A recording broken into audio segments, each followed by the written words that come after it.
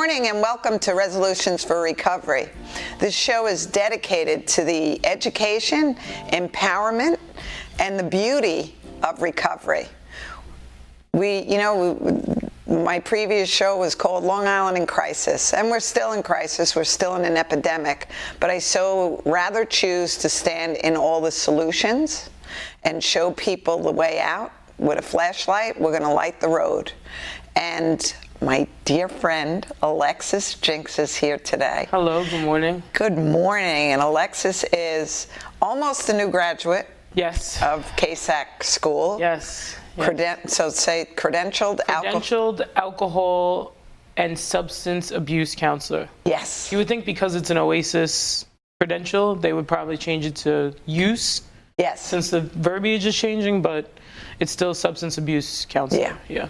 But it's okay. Either way, I have 3 classes left. I'm almost done. So that's a beautiful thing. Yeah. And you're a peer recovery coach. Yes. With the Sherpa program. Yes. So we have a lot to talk about. Do we? Yeah. Yes, we do. Okay. So how do you like working in the hospitals right now? Honestly, I wasn't really sure how the crisis thing would go. I'm a quick learner. I'm very fast. I'm a fast thinker, and I handle situations as they come. I try not to, if I think too much into something, I will think myself out of it. Yes. So anxiety-wise, just with crisis in general, it's tough. But all of my thought process going into it was like, okay, it's going to be a lot of stuff going on, a lot of chaos. Just remember to center yourself, keep vigilant, a lot of self-care, so you're prepared. But yes. I wasn't really prepared for what we actually see. And that's the part that's keeping me human in the situation.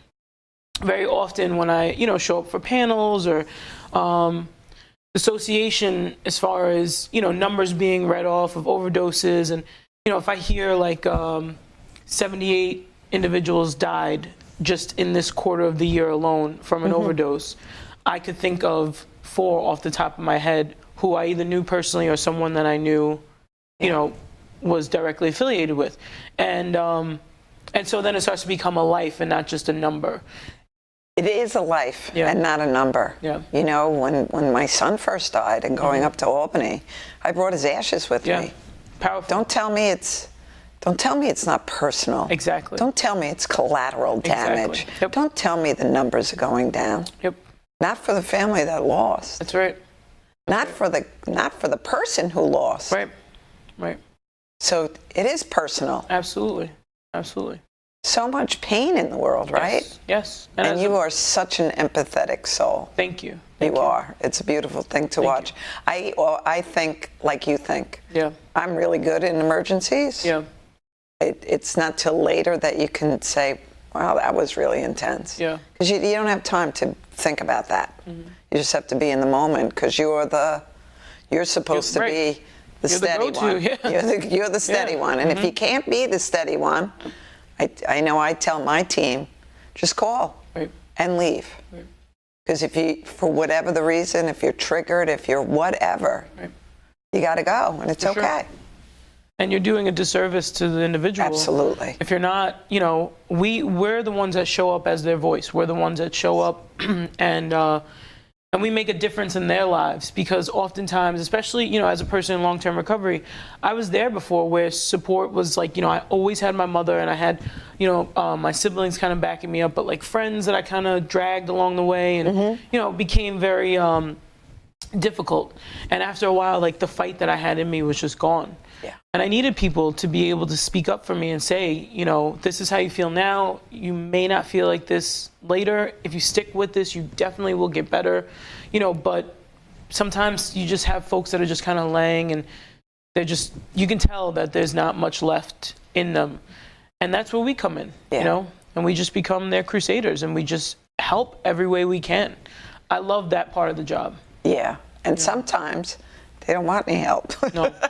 And sometimes it's a little frustrating, right? We've had those cases too, and I don't mean to laugh because it's nothing to laugh at. Right.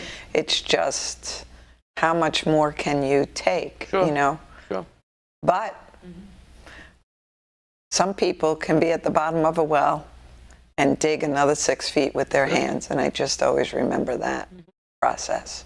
And it's also the idea of we're seed planters, right? Yeah. Like everybody in this, recovery world, especially if you're on the clinical level or you're on the, peer recovery level, family side, whatever it is that the role that you play, like we play multiple hats. Oh, yeah. And I play different parts throughout my day, depending on what support system I'm dealing with at that time. And the most beneficial thing that I could do is just plant a seed. I think of it, everyone's, no matter what stage you're in, everyone is kind of at like this freshly plowed kind of, land. Just where it's just like a perfect breeding ground to just drop some seeds in, and just hope that they get watered. And if you have to walk away, and I do, and I pray, and I hope that it made a difference. But, I've heard from people a month later, 2 weeks later, where they said, a year later. Yeah. And they're like, you know what? I remember what you said, right? It's not oftentimes that they can remember what I look like or remember where they met me, but they do remember either what I said or how what I said made them feel. Yes. And then they come back and Isn't they that say, a beautiful thing? It is. It's amazing. It's a beautiful thing. But when I first started speaking because I speak in different facilities all over the state, and then find out years later, but really my higher power, who I call God's really on my heart, one day said, I only asked you to plant the seed. Yeah. I'll water it. That's right. You walk away. That's you don't right. carry anybody. Right. And that's really what you have to be able to do, because you can't carry people with you. It'll kill you. That's right. It'll kill you. That's right. And it's such a humbling experience being able to, I love that you mentioned God. My higher power also is God. And I look at it like, it's not that he's incapable, but sometimes he's got these big, flashing lights, and he's pointing you in the direction that you're supposed to go in, and you're just like, because I oftentimes have done that. Active in recovery, it doesn't matter. I'll just kind of move it out of the way like it's a curtain, just like, that's blocking my view of where I'm going, and then I realize a few feet or a few miles into the situation of the destination that I chose, I'm like, oh man, how do I should have looked, what is back,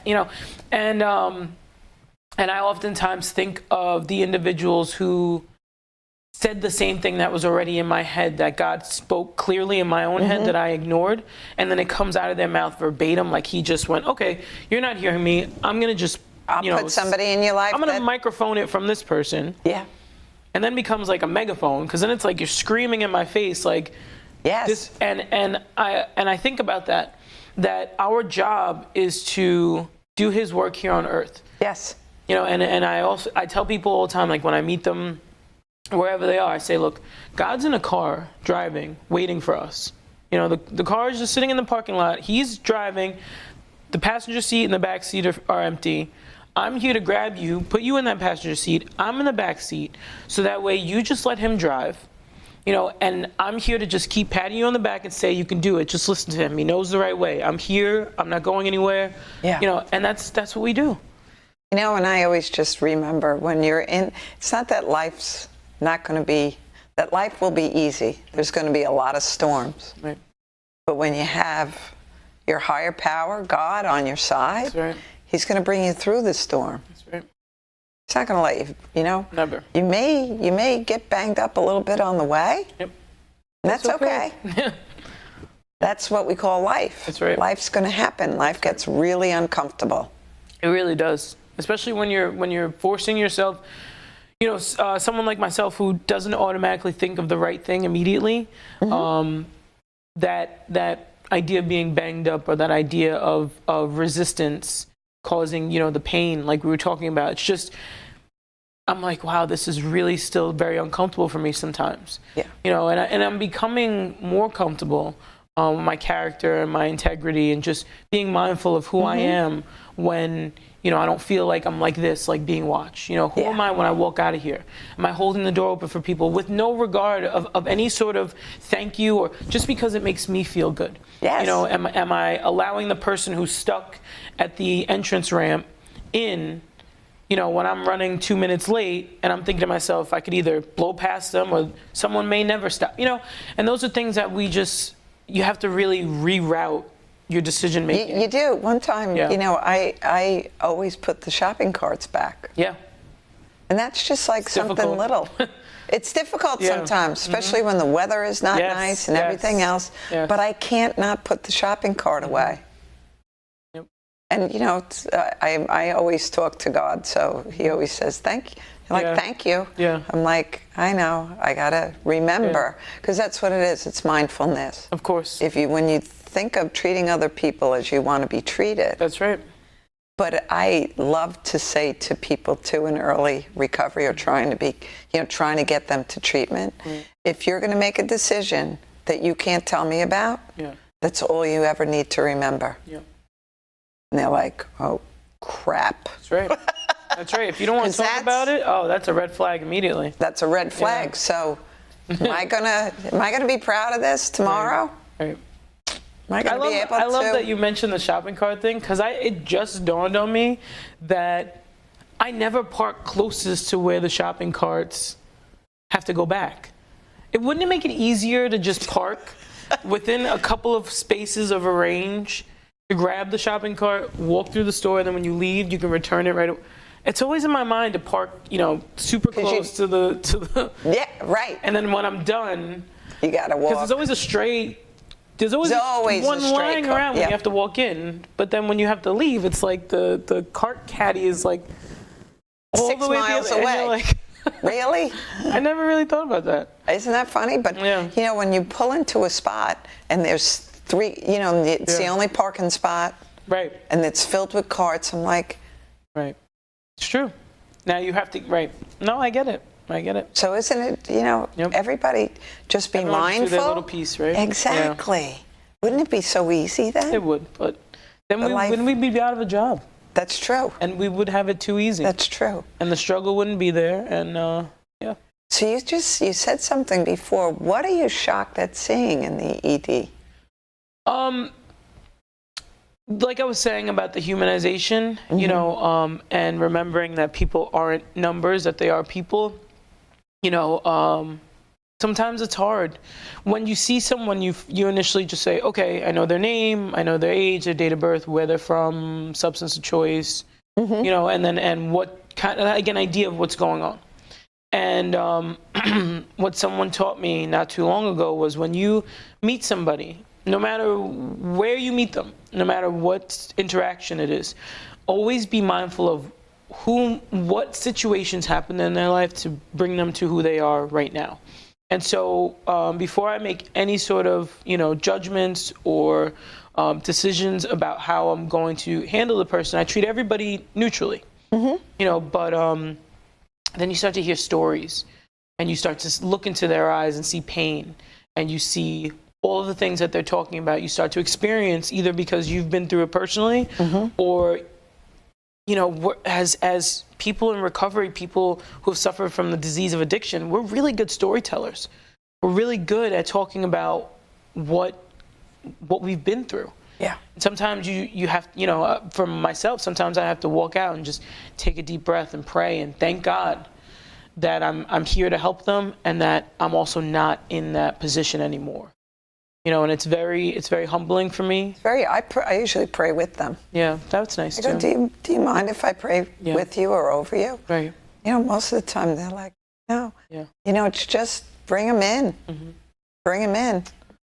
Because I've experienced things at different times while I'm speaking to people. Overwhelming experience at Seafield one time. That it like you just said, those flashing lights and everything else. And in my mind, I'm speaking, and there was no one in this room, and this whole light was around this one woman. Yeah. And all I kept hearing is, go over there and hug her. Go over, and I'm like, you talk back, I'm like, I'm a little bit busy right now. Could you give me a few? No, when he wants something done, you go and do it. Yep. But I had the out of really body experience of hugging her, but it wasn't me hugging her. Yeah. And that was like Something else. mind blowing. Yeah.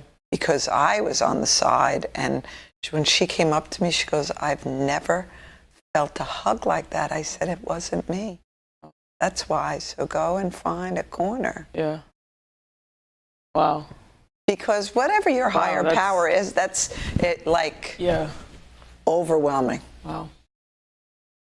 I have quite a few stories like that, Yeah. and they're like, and then I walk away and I go, oh, I wasn't ready for that. Yeah. Because you're not, who am I? I know. I'm not. I know. I'm And not then anybody. you well, end up- I always say I'm God's favorite. Well, because I'll just we're all command God's that. favorite, really, That's right. you know? But I just state it all the time. Yeah. So I just say, all right, I'm just a willing participant. That's right. But there aren't a lot of willing participants all the time. Right. To But be then open. we help those people too. Yeah, absolutely. Because sometimes those individuals are suffering also. And, Oh my goodness. Yeah, and the reality of the situation is that everyone's suffering from something and everyone's recovering from something. And I really do try my best. I'm not big on having to take accountability for something that I did wrong. You know, I do it, but it's not one of my favorite things to do. It's nobody's favorite thing So to do. I just try to limit that. You know what I mean? To have to do that. If you don't do anything wrong, then you don't have anything to apologize for, right? But that's also, you know. It's unrealistic in the long run. Correct. But sometimes you just have to step back, and you know what? It takes a bigger person to say, I'm sorry. Yep. Sorry I did that. I thought about it, and I really owe you an apology. Yeah. Makes everybody's day different. It does. So, you know, as I wanted to, and we talked about this, just talking because, you know, in the gay and lesbian community, how much more difficult is it? So Do you feel any more difficult, or So I just see souls. Sure, yeah. And initially, when you had asked me, I really kind of thought to myself, like, how did I want to tackle this topic? Because I'm by no means like the LGBT Poster child? QAI. I know. I think it is. I can't even. I don't even know. all I'm the ashamed to initials. say that I'm you know, a lesbian in America and not even 100% you know up to date on letters and changes in the community. You know, I do go to the Pride Parade. I do like some activist type work with the LGBT community. I do have some recoveries who are also in the LGBT community, and I try my best to just stay as affluent, I guess, as possible. But yeah, it's forever changing, and that's the world that we live in, constantly changing. Yes. And I thought about this topic, and I thought about how I've always just wanted to be treated like every other individual, like you said, just a soul, you know. And the reality is, in order for me to stay culturally competent, I have to be mindful that we all have different experiences. We all have different, you know, exteriors, different backgrounds, and it becomes me being aware of your differences in order to, you know, help you better. And so, you know, example being, if I see someone that's handicapped and they're in a wheelchair, do I just say, no, you know, you're like everybody else. You want to be treated like everybody else. So you're going to figure out how to open the door on your own. I'm just going to stand here and let you do it because you're capable. You know, and the reality is that we go the extra mile for individuals that are handicapped because they can't do things like we can. Yes. You know, but also empowering them for the things that they can do. Absolutely. Is what makes us, you know, that whole looking at everyone as kind of one soul. I can empower you to participate in an activity that you're comfortable with, but I'm not going to allow you to feel degraded because I'm going to just let you roam free. That was perfectly said. So with the LGBT community, for myself, I have felt like, you know, a minority inside of a minority, right? So I could go to different areas, you know, I can, you know, and this is who I am. You know, I have a short haircut. I wear, you know, men's clothing. I wear men's shoes. You know, I identify as a woman, you know, and I'm a lesbian. And the reality is, sometimes I can still feel uncomfortable even with my peers who are in the substance use community.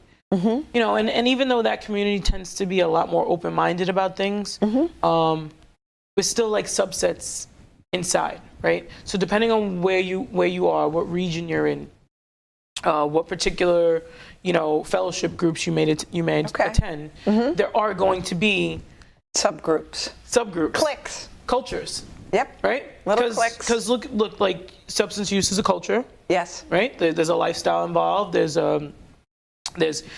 behaviors and attitudes that come Yes. along with it, and then there's the gay community that has a culture of its own, and then there's the gay substance use community that has another culture, and so that does happen sometimes where you can possibly feel uncomfortable, but that we exist. There are people who Yes. are in the LGBT community who are in recovery, and there is support for us, and it's a blessing. And the reason why I even wanted to even discuss it further is that OASIS, the Office of Alcohol and Substance Use, they're going to change their name. I don't know.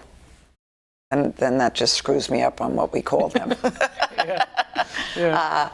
Asked, what are we doing more for Right. a particular community? Correct. And I don't know if we do more or less for any one community, Right. except work is hard for all the same souls. Sure. That's my point of view. Right, Why right. why do we have to, pull people out and identify them as Right. anything? Right. Well, But apparently we do. the thing is that legally, Yes. right? There's certain laws. It's a nasty little word. Yeah. Yeah. If you're in the clinical setting, Yeah. right? And I'm a female counselor and I have to take toxicologies, I'm performing them for other female clients. Correct. I'm not doing them for male clients. And male counselors do it for male clients. Now, what starts to become unfair is if an individual, and let's just keep it women to women, men with the men, right? Okay. And let's just say somebody was victimized by a woman, as a young girl was victimized by an older woman, and she's uncomfortable with women. And she says, I prefer to have a male counselor. Then questions start to get raised. Well, why do you prefer him? And Right. can't it just be our choice? And sometimes I've heard facilities have said, well, if this is uncomfortable for you, just don't ever make these mistakes again, and you don't ever have to come back here. I don't think that's fair. There is a culture among, and I sometimes I hate to discriminate, but I'll just say it. People that have been in doing or performing treatment or, providing treatment for many, many years are very resistant to all the news and things Yes. that are coming up. Yes. Very old. So if there's new advances in cancer treatment, people say, oh, that's awesome. So there's new advances in substance use treatment. Right. Medicine-assisted treatment, right? Medication-assisted treatment. Right. But there is a culture of providers Sure. that don't, Not everyone is on the list. not everyone's on the list. Yes. You don't have to agree or disagree. Right. You just simply have to provide it. That's it. Your opinion is really unnecessary. Right. And unimportant. Right. And it doesn't matter. It doesn't matter, and you and I know that. It doesn't matter what we think of someone, what we would prefer for them to do. What matters is whatever is beneficial for the client. For them at the moment in time that they are. That's it. And that's what we're there to do. It's not, like you said, it's not about our opinion. It's not about what our beliefs are. I find that this work is easier for me to do because I am very accepting of a lot of different situations. And not to say that some things I ask questions. I oftentimes, I ask questions because I want to be aware. And I feel like it's better to ask questions than to assume. As uncomfortable as it may be sometimes to ask the questions, this is how you get the right answers. That's how you get the right answer. And then you can do better, overall. For people. That's right. And just thinking about treatment modalities. Treatment isn't designed for transgendered individuals.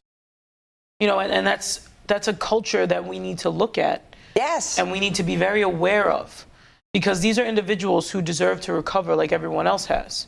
And I'm sure that they've suffered. Yes. And there's a lot more than we can even appreciate. Exactly. Exactly. And there's only, when you're looking at, like a facility, an inpatient facility, there's a women's, dorm and there's a men's dorm, or they're split up by wings or whatever. Right. And there is no, by law, biological women's dorm, but identification as a male and vice versa. Right. And so what happens then when we have, a young 20-something who is female to male, transgender, and is doing everything correct, all of their information, their social security card, their driver's license, their birth certificate has officially been changed. The name has been changed, so we are now identifying this individual by what they prefer to be called. And they're allowed to check certain boxes. There's even bathrooms. Yes. Where you can feel more comfortable, whether it be a gender-neutral bathroom or a family bathroom, whatever. The world is adapting, but yet you have someone who's suffering, from heroin use and needs to go into treatment, and they're being turned away because it's like, well, here, because biologically you were born a male, you're considered a male, or biologically you were born a female, so you're considered a female. So now we're housing individuals where they don't belong. Right. The reality is that a transgender individual who chooses now to be referred to as a male, and by all regards and accounts in the world is considered a male, yes, but has to go into treatment or a hospital-based setting and now has to revert back. How demeaning, how just, it's jail also. Jail. They could be all of those things. It's sad, and it's sad. It's uncalled for. Just things have to, like you said, come up to speed. Yes. We're going to be right back after. We'll be right back after this message. Stay tuned.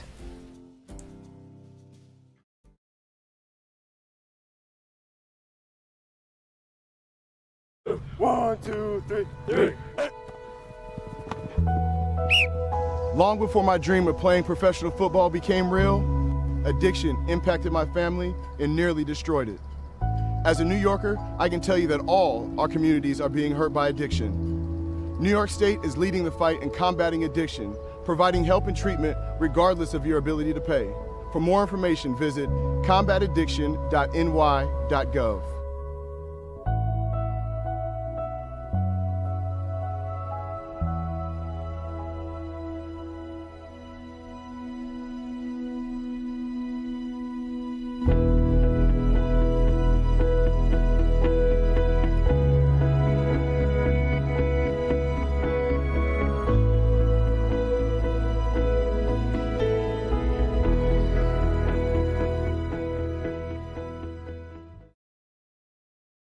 Growing up as a young kid when addiction was around was tough. It was, at the time, I felt like it was unfair. I had to grow up quick. At the age of 11, my father left the house after, a couple months after I found drug paraphernalia in their nightstand. And it was a tough reality to face as a young kid. And, there were good days and bad days, but there were a lot of bad ones. After my father left, we got kicked out of homes. There were people in and out of my house, and I didn't understand, why did this happen to me? Why did my parents have to be addicted to drugs? Yeah, going through recovery was a long road. When I was a senior in high school, my mother went away to prison. I had to go through my college recruiting by myself. I had to go off to college. My friends' parents took me to college. And so it was tough going through those times. But when my mom decided that she wanted to change her life, she wanted to get help. My mom got sober in prison. She got out of prison and gave up drugs and regained her relationship with God. My mother works for the church now, and we have a great relationship. I tell her every time I talk to her how proud I am of her and what she's accomplished. She's a tough woman. She's been through a lot, but the things that she's done after prison have been amazing. I'm so proud of her. She got her associate's degree. We have a great relationship. She's a great grandmother, to my nieces and nephews, to my children. She's always there for me when I need to talk to her, and we have a great relationship. For a while, it looked like, you know, when you're in it, when you were in the addiction part of it, I never thought my mom would be the same. But there is a light at the end of the tunnel. You can change your life, you can get help, and you can have a better life and regain those relationships and have a positive effect on those people around you. You know, I look at, you know, when I go through tough times in my life, I ask myself, what would my mom do? Because my mom has been through, you know, I always say my mom has been to hell and back, and she's doing great, and I'm thankful for it, and I'm proud of her. My father as well. You know, I didn't have the best relationship with my father. When he left the house when I was 11, he left us with no car. I didn't speak to him for 3 years, and that was probably the toughest time of my life. But we gained that relationship back. My father's been clean for 3 years. His health is doing better. He's trying to be a better grandfather, trying to be a better father. And, you know, I forgive him. And our relationship is, you know, we're back communicating, and I love it, you know. I tell him I'm proud of him as well, because it's a tough circumstance. You know, it's easy to look at someone who's in addiction and blame them, and blame them for the choices they make. But it's the drugs, it's the alcohol that have a hold of them. And it's not, they don't want to be in that position. You have to understand that. They don't want to be making these decisions. They don't want to put these people in jeopardy. They want to get help. But once they decide to get help and to do something about it, there's great things that can happen at the end. Yeah, recovery is possible, and it happens to a lot of people. You know, you'd be surprised at how many people are in recovery right now that went out and got help. People out there that want to help you if you're in recovery. You know, there are people all over who you have no idea went through, they've been affected by it. You know, whether it's a family member, a friend, themselves personally, if they went through addiction. There are a lot of people that are going through issues that you've been through. So don't be afraid to ask for help. There are a lot of resources out there that can help you and get you the right treatment and to get you back on the road to recovery.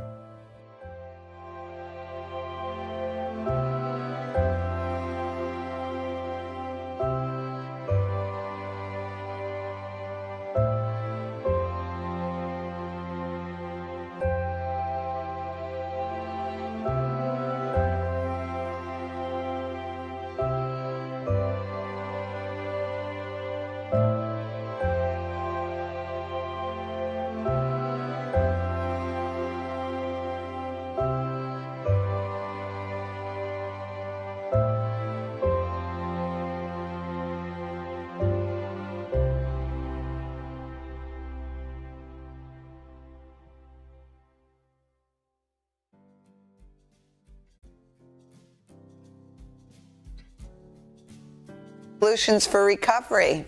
So Alexis and I were just speaking of really, you know, there's a lot of pain in the world. A lot of groups of people that really face discrimination at so many different levels, Yes. right? Yes. You know, certainly single moms. Mm-hmm. How crazy is that? You know, it's single moms struggling with substance use. Mm-hmm. First, mom has to be perfect.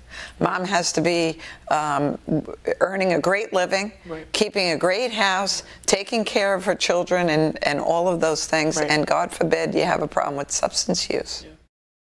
Yeah. God forbid you have a problem with substance use, and you might do some things in order to get your drugs and become pregnant. Mm-hmm. And then nobody's around to help you get out of that. There's a lot of stories like that. Too many stories like that. So talk about shame and stigma at the ultimate level, right? Wow. So, you know, so I grew up with a single parent, a single mother. Mm-hmm. Fortunately is not, you know, she's not a substance user. As a matter of fact, my mom is it's so funny because we're like two completely opposite ends of the spectrum when it comes to certain, you know, thoughts and it's amazing that in these last few years that I've been in recovery and she's been in recovery, you know, because as a family member of someone in Yes. recovery, you know, we always talk about how it's a family disease, right? We always talk about how everyone has to get better. Yes. That it can't just be the identified person, right? Because if that mobile, that family system starts to get screwed in any ways because the identified person kind of takes a step out of the light, I want a piece of the outside mobile too. So Yeah. now it's like, imagine a carousel. It's like, well, this horse is going that way, and it's all chaotic. Yeah. And homeostasis, like the family has to find its way back to some sort of structure. Yes. So my mom and I, because, I'm the youngest of 5, my So am siblings. I. Are you? Yes. Look at that. And my siblings are all, much older than me. I was like my mom's kind of second group or, of children. And so it's just, I grew up mostly with like her and I, Okay. and it was very codependent. Like I always needed something, she was always willing to give it. Yeah. And this was just how our yin and yang kind of flowed. And then when I started to kind of want my own independence and kind of still need her for certain things because she's my mother, Yes. we were like a little rigid, but now it's like two people kind of dancing like the waltz. It's beautiful now. So my mom takes care of her own self-care needs, I take care of my self-care needs, and then we all work together. And then my Yes. fiance, like now she lives with us, so it was just like a third person. So I literally live in a house filled with recovery where all we talk beautiful. about is accountability.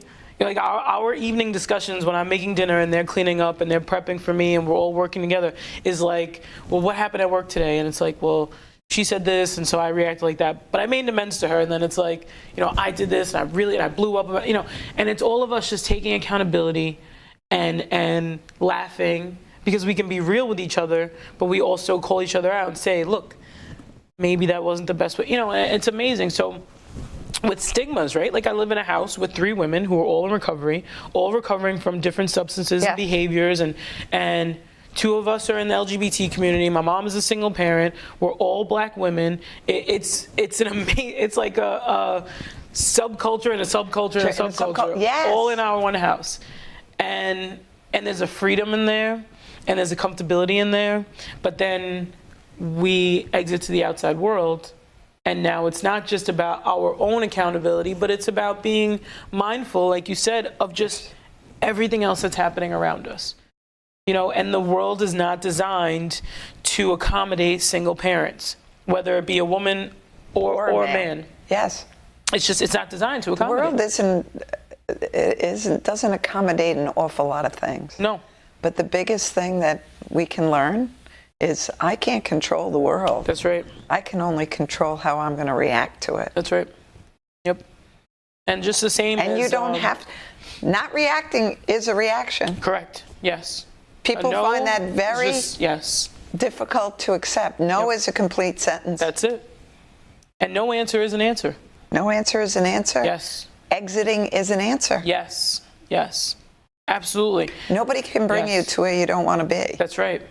And I'm glad you mentioned that because I have felt uncomfortable in social situations for whatever reason. It's probably in my own head because, like I said, the world is not designed for single parents. The world is not designed for, LGBT. It's not designed for addiction. It's not designed for, folks that are handicapped. I mean, we try to be as mindful as possible to make certain advantages for people. But we have this kind of mentality of like this blanket, like everyone is neutral, everyone is equal, and everyone should be treated the same. And the reality is that's just not. It's just not how life That's not works. how it works. And so. And by the way, whoever said life was fair, Right. Right. get over it. Right. The faster you let go of that, better off you'll be. Right. And there's in that struggle Yeah. is always, it's like that coal, right, being pressurized and then it comes out like as a diamond. It's that idea that we are built. I was built from the fire that I was in. Yeah. From Absolutely. from the ashes, from all the just soot and garbage that I put myself in, emerged this fresh being filled with new life, filled with new opportunities. And it's almost like my mind had to be rewired It did? into this new lifestyle, into this new dynamic, into these new decision-making skills, exiting strategies, all those types of things. Because I felt uncomfortable in social situations where I said to myself, okay, what's my plan? Like, am I just gonna make something up? You know, I'll be the first one to say, oh, you know, my fiance Heather, she's not feeling well. I gotta go. I gotta go. She Right. called me, you know, and I've heard on many occasions, you know, if it's a little white lie where it didn't hurt anybody, and it's really just for protection of myself, it's okay.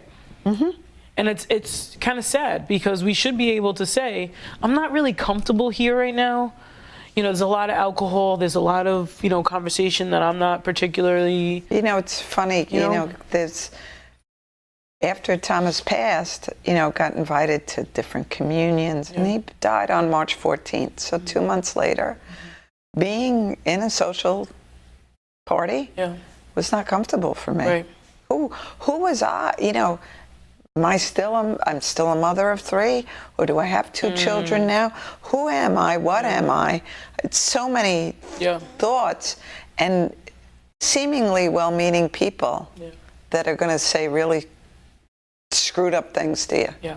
So I don't make any excuses anymore. I don't go to wakes because they're very traumatizing to me. Yes. And there's no point for me to be someplace that's going to traumatize me when the family really needs support later. Yeah. Not during those 3 days. Sure. That's really the simple part of death. It's later that they need support and to be, you know, so it's I do what makes me comfortable, and I don't owe anybody. Good for you. I just don't owe anybody an excuse. Good for you. And it's okay to say that. I'm getting there. You know what? I'm getting there. It takes time. It does. It takes and then time. I have an important woman in my life who has helped guide me in this process, and she said to me, eventually, Alexis, you won't feel bad about saying no ever again.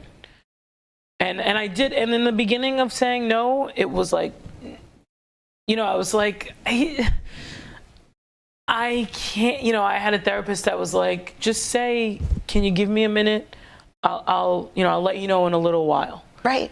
And then even though that was extremely beneficial in the moment, it was difficult for me in the long run because I'm like, my anxiety's going, what do I say? How do I say? God, how do I get it? Yeah. Right. Yeah. No, I know exactly what you mean. So I had to just go for the full no. You know? And then once I did that, now I have to sit with the aftermath. Like, and the reality is that I think that I'm more important than anyone else in the world actually believes.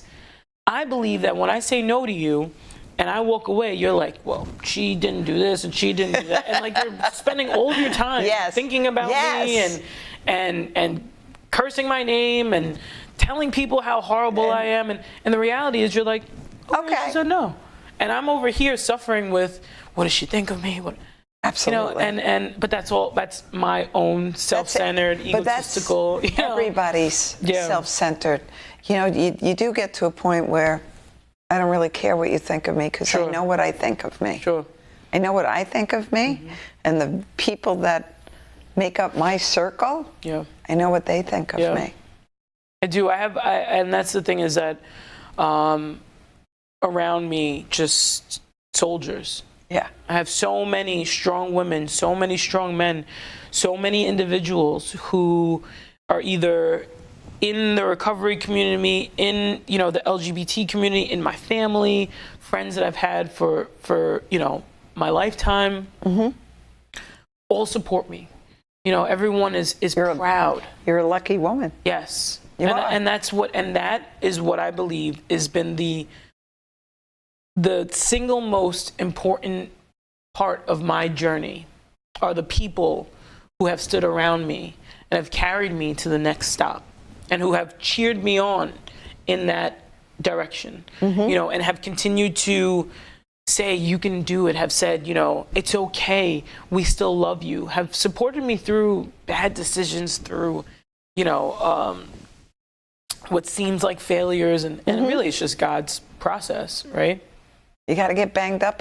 You don't learn in doing the right thing all the time. No, right? How can you? You can't learn by doing the right thing. So you're going to get. And then you'd just be like what are they, Stepford Wives? Exactly. You're just like walking around like this kind of robotic. You can't, you know, it's, if you get the same lesson over 100 times, you may want to then rethink Sure. things. Sure.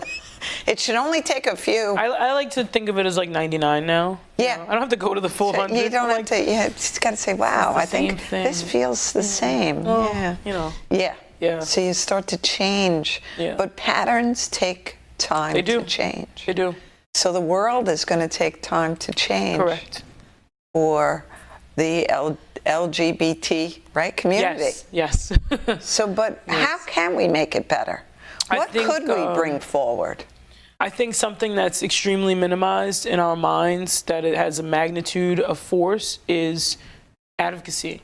You know, I oftentimes in the past would think to myself, well, what's the point of speaking up? What's the point of me standing out there with a sign, you know, and no one's paying attention to me? And the reality is like one voice added to another voice creates a large crowd screaming the same thing. And if you're showing up, you know, and right. Oh, I and know. that is my favorite thing about you, is that in the face of every adversity you've had to deal with, you've always stood up and supported the next person. And you know what? I've said it to politicians. I've said it. If you're going to stand for something, then stand for it. That's right. But don't back down, man. right. When gets tough. the proverbial Yes. crap hits the wall, man. That's when you got to stand a little bit taller. That's right. And that's not a fun place to stand a No. lot of times. No. But I'll stand there. And you get, stand you know, for something. That's right. Doesn't matter if you win or lose. That's right. It's in standing there That's right. that really change, because there's going to be other people that see that and say, we can stand with her. Yes. We can stand with her. Yes. Yep. You know, what would it take inside an inpatient facility to make 2 rooms available Right. Right. to people that identify differently Right. Or don't identify at all. or don't identify at all? Right. What would be the difference if they got to shower at a later time Right. or an earlier time? It wouldn't be a big deal. No. Except that you'd have a lot of people saying, why do they get Right. special treatment? That's and the that's part that's. and that's the part. Yeah. And that's the part Yeah. that people don't have enough empathy to say, oh, I get that. Right. No big deal. It's not really affecting me. Right.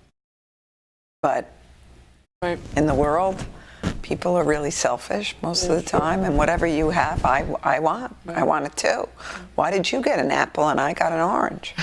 Right? Yeah. It's crazy. It is. I wouldn't worry about fruit, though. I would worry about cake. Yeah. I could see that. Yeah. What did your mom do? Because your mom now recovered from Yes. your substance use. Yes. Really? Yes. Having a daughter who is a lesbian. Yes. Because those are things as parents that we True. have to, I tell parents all the time, I go, I really wouldn't care if Thomas was gay. Right. I wouldn't care if he wore a blonde wig and a skirt. If he was here today, Yeah. that would be awesome, Yeah. whoever he would be. That's right.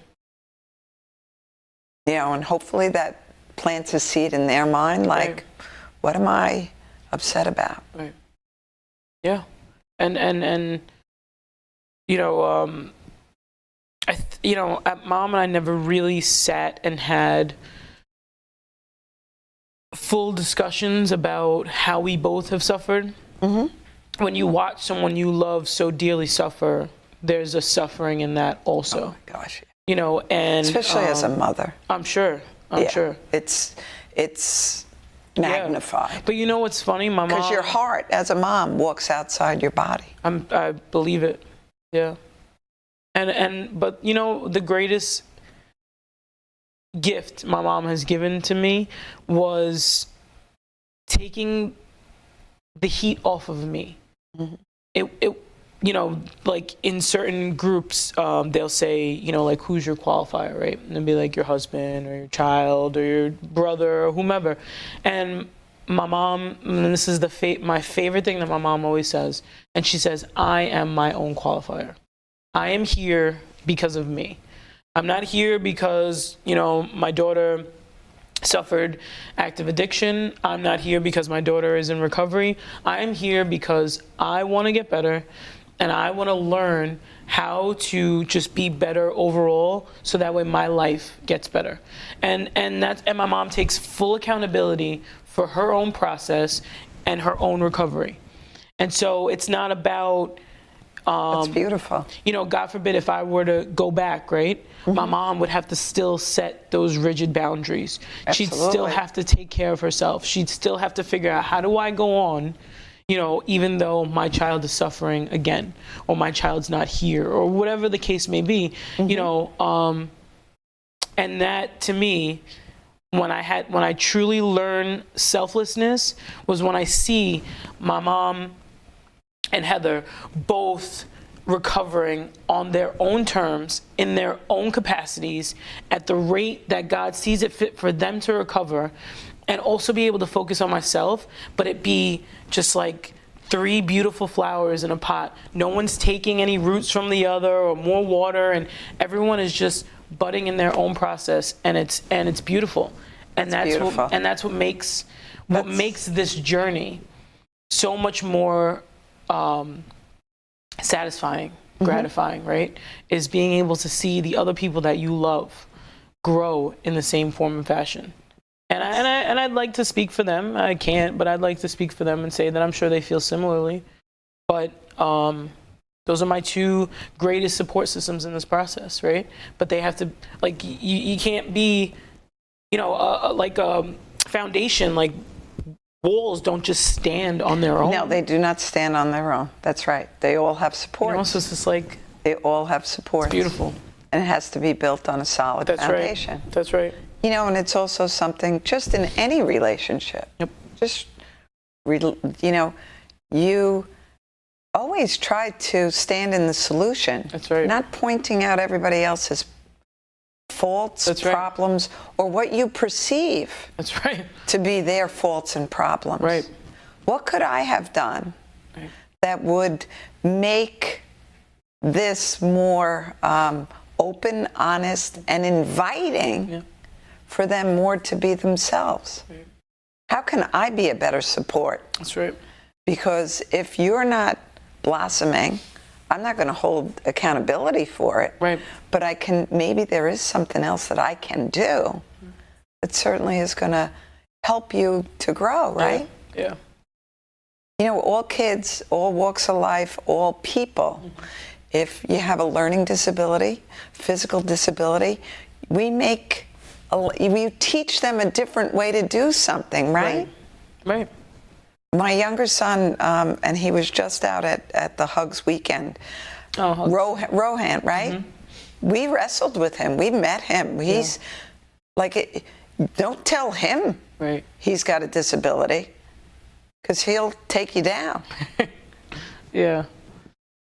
So why don't you tell him everything he's doing right? That's right. It's just such a different way to look at things. That's right. Don't tell me what I do wrong. What do I do right? Because inevitably, I will figure out that I did something not correct. Sure. And I think, you know, what we do now with recovery, right? It's not clean or dirty. That's right. It's positive or negative. It's not, you made a bad choice. You made an unhealthy choice. Yep. It's in the language that we use with That's right. everyone That's right. that gets people motivated to do something different That's right. instead of shoulding all over them. Because everybody likes to should, man. Everybody likes to should, right? Don't you see that as the biggest? That's a tremendous change in the verbiage alone. Is just like mindfulness. Right? Mindfulness. It's You know, not brain surgery. Right. And what we say to people Yes. makes a big difference on how they feel. You know, when I would go to the city all the time, and, you know, you just see people, sometimes you see people feeling a little defeated, and you just smile at them, and they do respond. Yeah. But when you tell somebody, wow, you look really nice today. Yeah. Like, yep. Yeah. Yeah. It's a change in how they perceive themselves. Sure. Is that so difficult to do? No.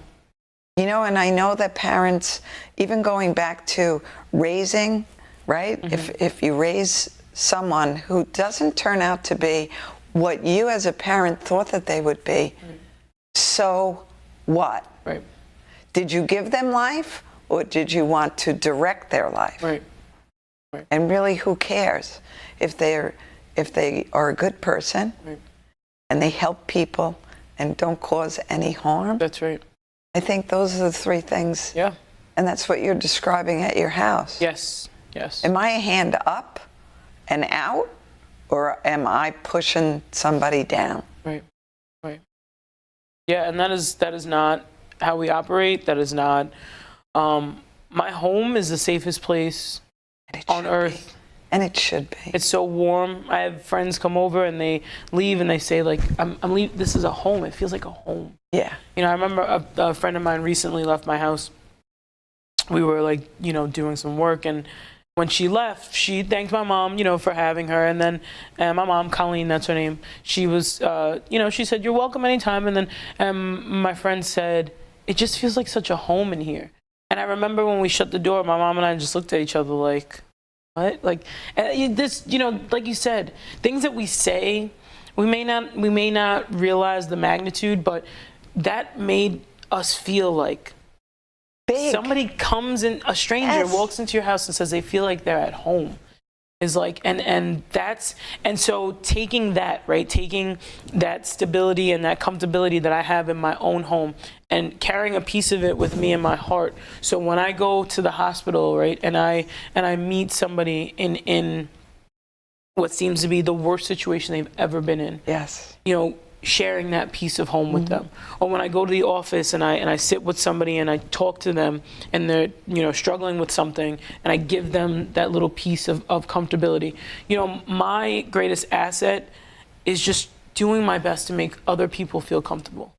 Because as a woman, as a lesbian, as, you know, identified African American, as someone in long-term recovery, as, you know, somebody who grew up with a single parent, you know, whatever cultural kind of hat you want me to wear, I have felt uncomfortable in each one of those. So bridging the gap of helping other people to feel comfortable is one of the greatest things that I can do in my life moving forward, right? And empathizing with individuals and saying, although I may not understand your struggle directly, I'm listening to how unfair and intolerable the world truly can be. And as far as we come along in many different situations is just as far as we should have been ahead already. And in that process, helping people work through and say, well, instead of us talking about the injustice and what could be different, let's do something about it. Let's show up for the next person. It may not happen in my lifetime. You know, there may not be transgender inpatients in my lifetime. There may not be, you know, but I also wouldn't have believed that there would have been neutral bathrooms in my lifetime. I wouldn't have believed that there would have been subcultures and fellowships in my lifetime. A book, a beautifully written book that was written decades ago, was geared towards one subset of people and has helped millions of people across the board recover. Yeah. And that book can be used for every person Everything. walking this earth. Every person, every substance, every situation, just remove Every pronouns. life. Yes. Every life. Remove the pronoun and the description Yes. and just fill in the blanks. Just live your life according to a simple Yeah. 12 steps. That's why every single different group, whether it's based around spirituality, whether it's based around your own being, a universe, you know, a creator, whatever it is, all has the same basis of It does. just give it up. Realize Surrender it. that you got to just surrender it, give it up. You know, do your best to change what you don't like about yourself. Do your best to just be there for the people you love and help them progress in their own life. If you do that, it's like So you do that process as simple as going to the grocery store, picking a cart, walking around, helping someone grab something high off the shelf, going back out, putting your stuff in your car, and returning the cart. And in that process, you've completed a full wraparound of how the world can possibly work in orbit. And even if it's in your own little, like, just solar system, it's okay. What I've learned, people often say, oh, you have to change things on a federal level. You have to. No, I don't. Because if I start in my community, when you throw a rock into a lake, the ripple starts in the middle and goes out. You can't change huge to small. But we can change the very people in our communities. And it's contagious. It is contagious. And it goes out to other communities. Now all of a sudden we have Suffolk County going into Nassau County, right? Thank you so much, honey. You are just a beautiful soul. I appreciate you having me here. And take good care of your mom this weekend. Of course. We're going to say Happy Mother's Day to everyone. Treat your mama nice just because you can. And have a great week. Take care.